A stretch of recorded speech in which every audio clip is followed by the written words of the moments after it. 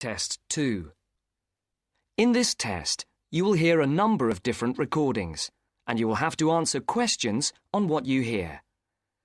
There will be time for you to read the instructions and questions, and you will have a chance to check your answers. In the IELTS listening test, the recording will be played once only. The test is in 4 sections. In the exam, you will be advised to write all your answers in the listening question booklet. At the end of the test, you will have 10 minutes to transfer your answers to an answer sheet. Now look at Section 1 in your book. Section 1. You are going to listen to a telephone conversation between 2 people, Hannah and her father. As you can see, there are 4 alternative answers, A, B, C and D, for each question 1 to 5. You have to decide which alternative is the most suitable answer and circle the appropriate letter. First, you have some time to look at questions 1 to 5.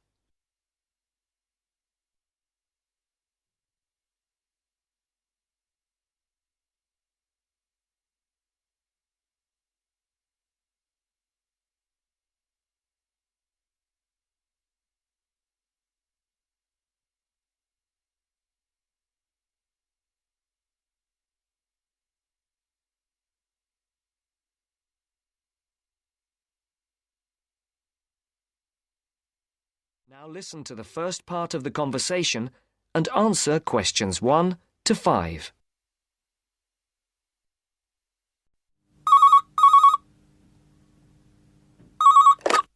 Hello, 992846.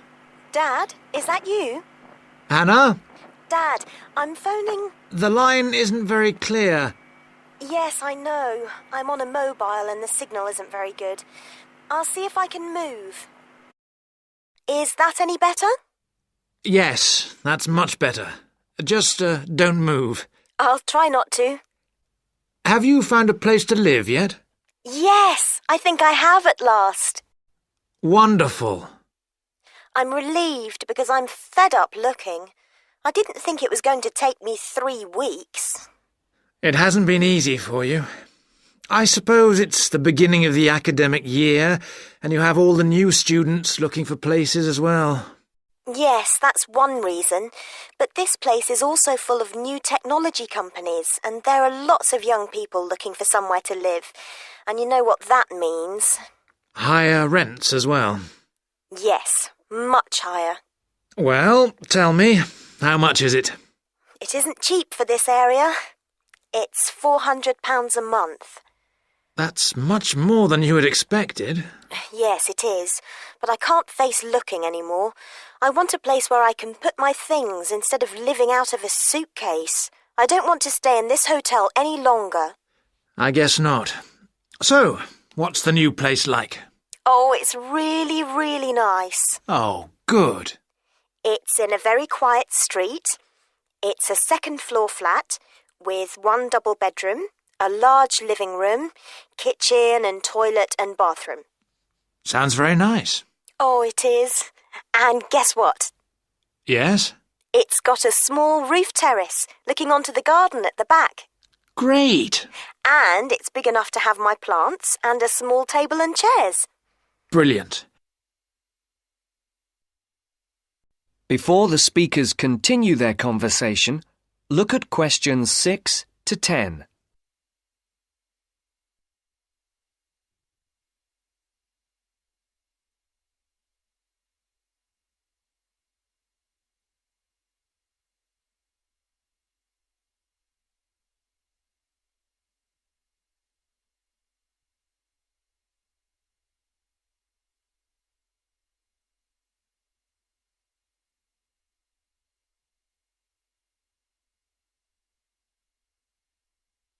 As you listen to the second part of the conversation, complete the numbered spaces 6 to 10.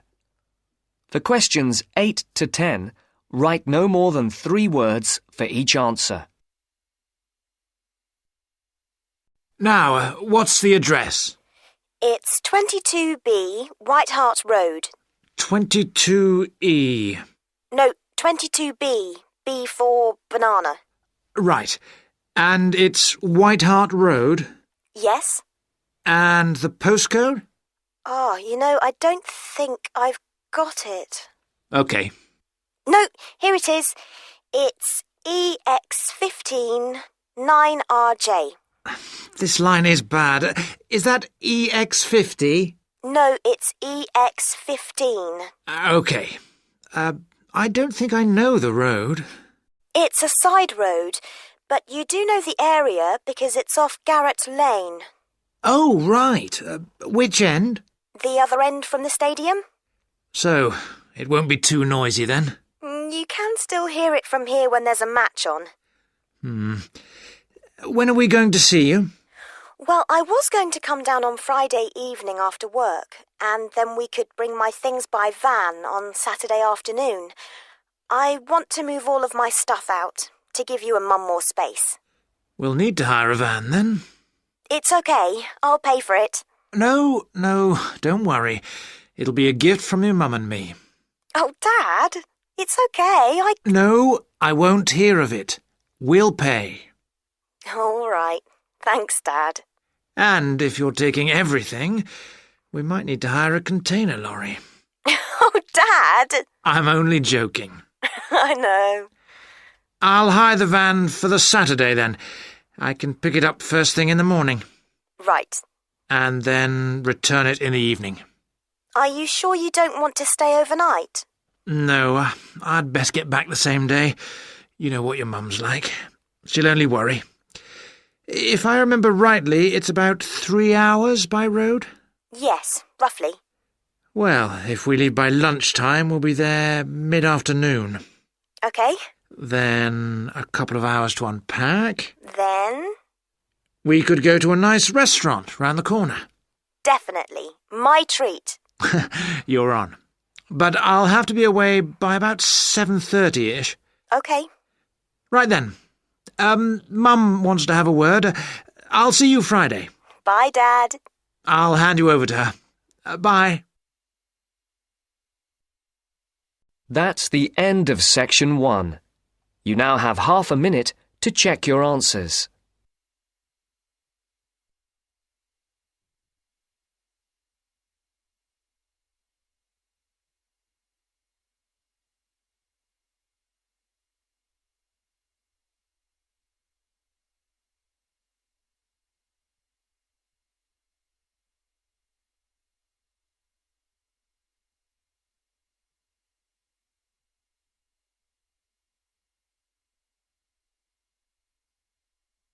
Now turn to Section 2.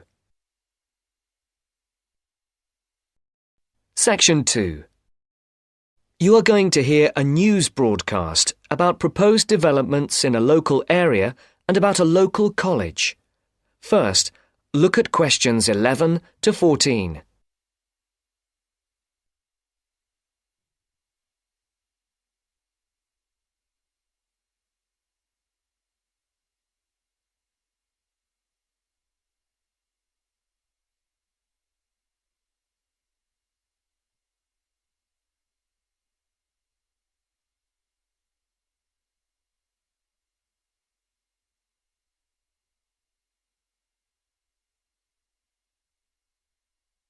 Listen carefully and decide which 4 planned developments are mentioned. And now for our main headlines on Southern local news for today. First of all, the report relating to the proposed motorway and other developments around the village of Tartlesbury was published this morning. And, as has been expected, it has created quite a lot of interest. The new motorway will pass along the north side of the village, crossing the River Team less than half a kilometre from the well-known beauty spot, Streve Ford, to the northeast of the village. The motorway will cut the village off from the ford, where many children play. But that is not the end of it. There are also plans to build 1,000 houses on farmland west of the village. And on top of that, there are proposals to build an industrial estate for new technology companies on the site of the old steelworks on the edge of the village. A news centre with a swimming pool and a very wide range of sports facilities and a large supermarket with other shops are also planned next to the housing estate. Before the broadcast continues, look at questions 15 to 20.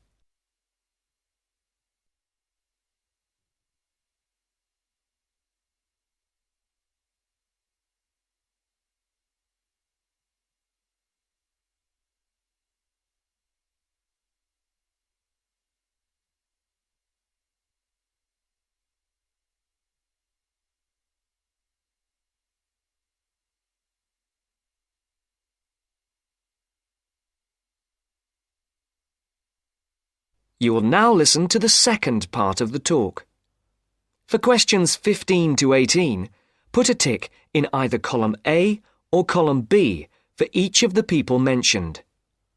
For questions 19 and 20, decide which of the four alternatives is the most suitable answer and circle the correct letter.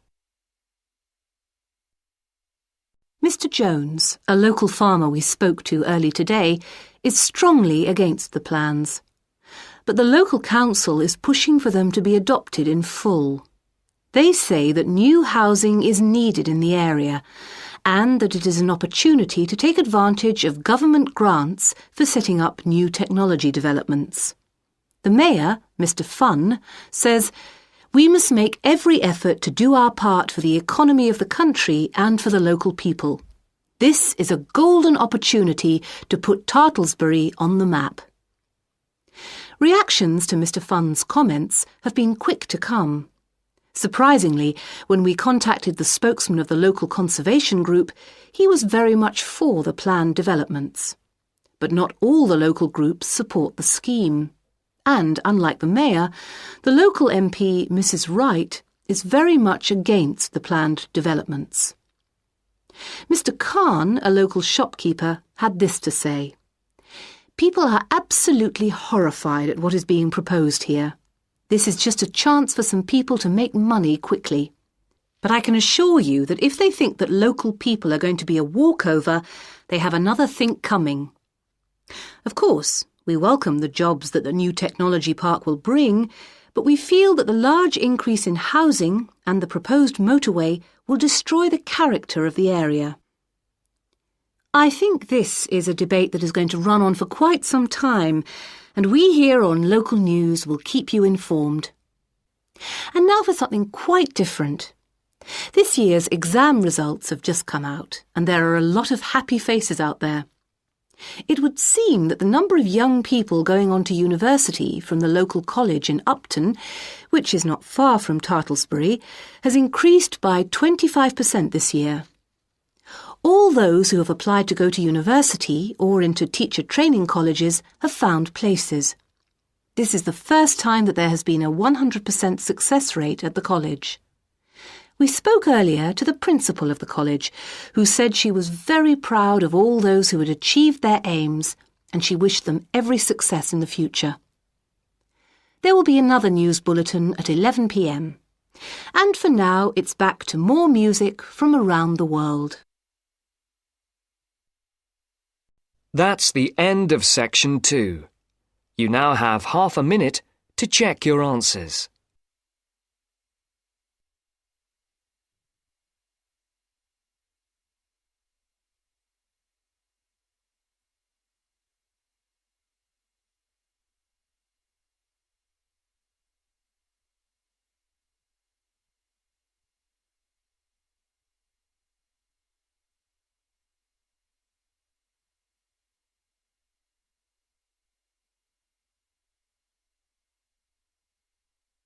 Now turn to section 3.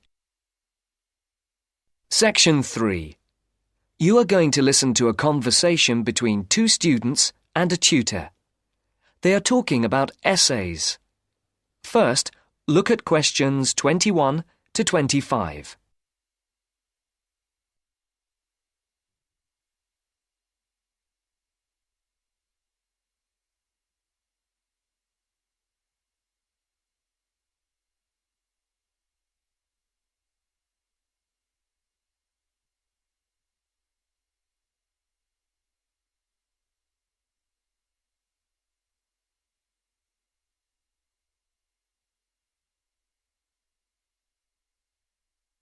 As you listen, answer the questions. Write no more than 4 words or a number for each answer. So, Pamela, here's your essay. And, Carl, you've already got yours back. Anything you want to ask or any comments? Can you just go over again for us how the marks for our essays go towards our final grade? Well, over the year, you're meant to write 5 main essays for this course. Yes. And each essay's marked out of 20, which gives you a total of 100 marks. Yes. This coursework makes up 50% of your marks for the year, with the other 50% coming from the written exam. Right. So the 5 essays contribute to 50% of our final grade for the year? Yes. You gave me 18 out of 20 for this essay, which gives me a total of 9% towards my final grade for the year. And I wanted to... And with 14 for this one, I've got 7%. Yes, Pamela. Does that clarify it? Yes. Yes. We did have it explained to us at the beginning of the course. When? In the first tutorial. OK, I think we'd better move on now. About your last essay, have either of you any questions or comments? Before the conversation continues, look at questions 26 to 30.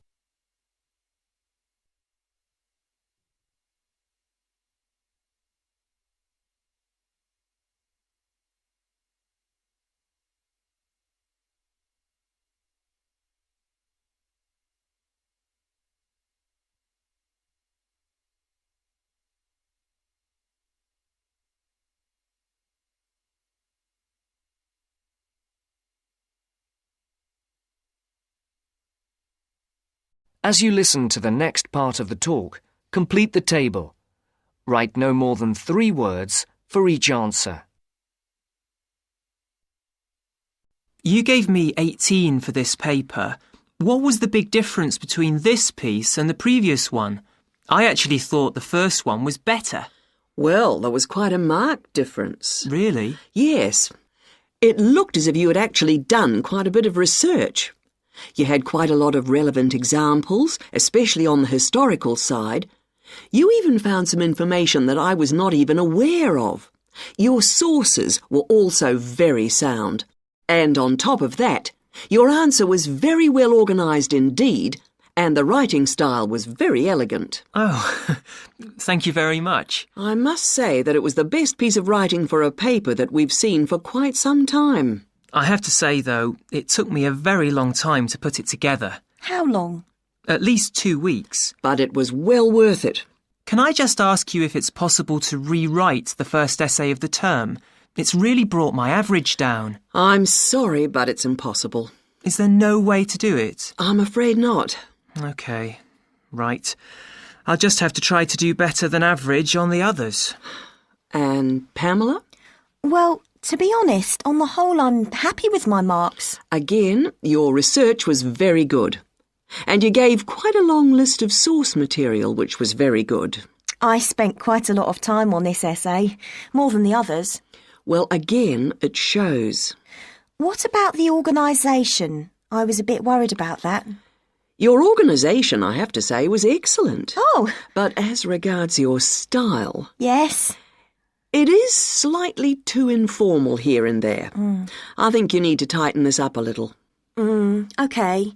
I only wish I'd put a bit more effort into the first one as well now. But I would like to know how I can get my marks up even higher. What do I have to do specifically? Well, your work could do with being more thoroughly checked. You have quite a few spelling mistakes. Yes, I know. If it's anything, I think it's the computer. Well, I'm not very good at typing. 2 fingers, really. And when I finish something like this, I find it difficult, even depressing, to go over it carefully again. But it's affecting your marks. Your previous essay was much better than this one. Sometimes it's difficult to follow what's being said because of the frequency of mistakes. A couple of years ago, the university authorities would have been more lenient, but now they're very hot on presentation and have been coming down heavily on things like grammar and spelling. In fact, I am obliged to deduct marks from every piece of work which is not handed in fairly free of mistakes. That's the end of section 3. You now have half a minute to check your answers.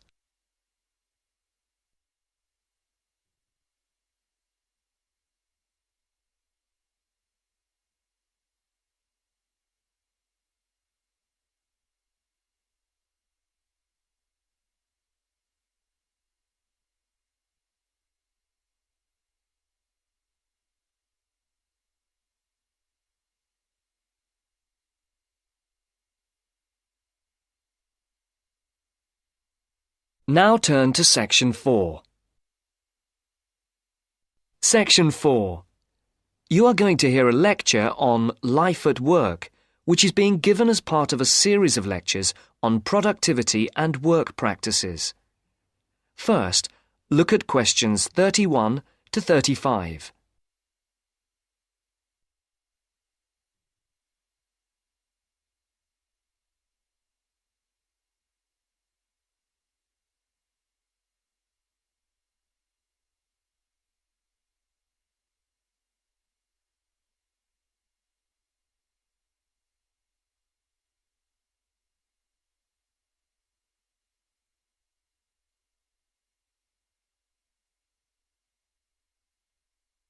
As you can see, there are 4 alternative answers, A, B, C and D, for each question.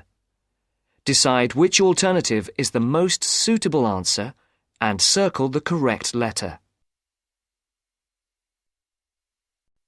Good afternoon. My name is Dr. Charles Butt, and I shall be giving you a series of lectures on productivity and work practices over the coming weeks. There will be 10 lectures in the mornings as part of this course, and in addition there will be 3 lectures in the evenings from 6 to 8, which will be given by outside speakers. I would like first to look at a recent report on life at work.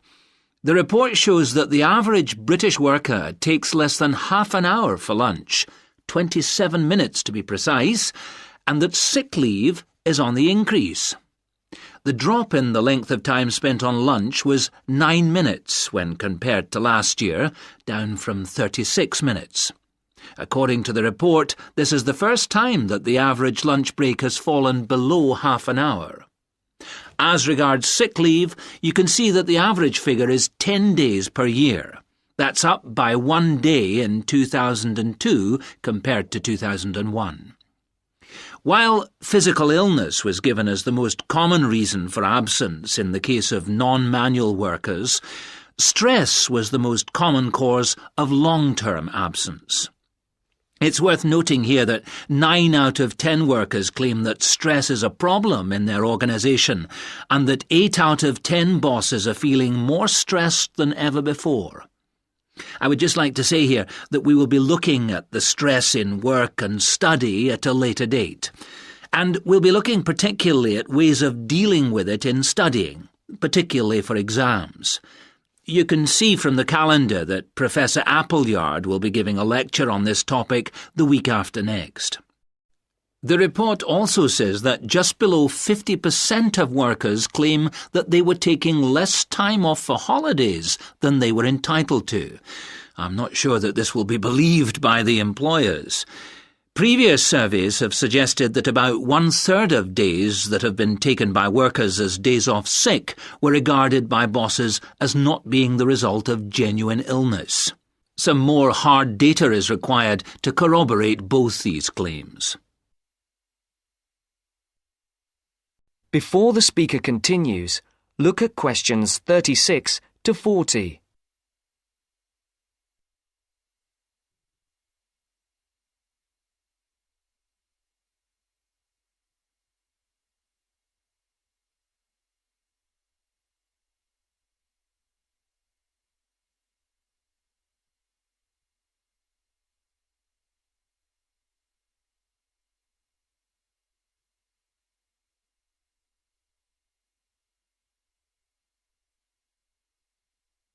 As you listen, answer questions 36 to 40. All this suggests that employers are driving their workers too hard. The effects of overworking mean that workers are now being stretched beyond their limits, both physically and mentally. This is borne out by the increase in sick leave. However, looked at from the employer's point of view, the picture may not be the same. Employers say that workers protest too much, but bearing in mind the data about the number of bosses feeling much more stress than before, we need to think about this carefully. It's interesting to note that productivity has gone up in many areas of industry. In 2001, the local car plant had one of the sharpest increases in average productivity, with the number of vehicles per employee rising by over 30% a year. A new assembly line came into operation at the beginning of 2002, affecting productivity, which increased to the 100 vehicles per worker mark by the end of the year. This is a stunning achievement for an industry which was not long ago considered to be collapsing. It would be interesting to do a survey of the work life at the plant. Those of you who have opted to do the project and reduce the number of essays you have to do may want to look into this. Please see me at the end of the lecture. Right, now, let us move on to something else which I think... That's the end of section 4.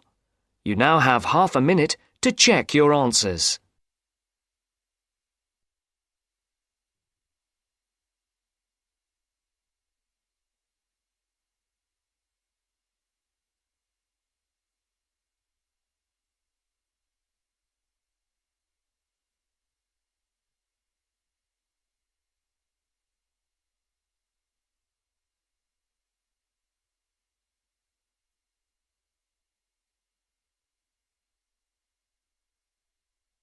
That is the end of the test.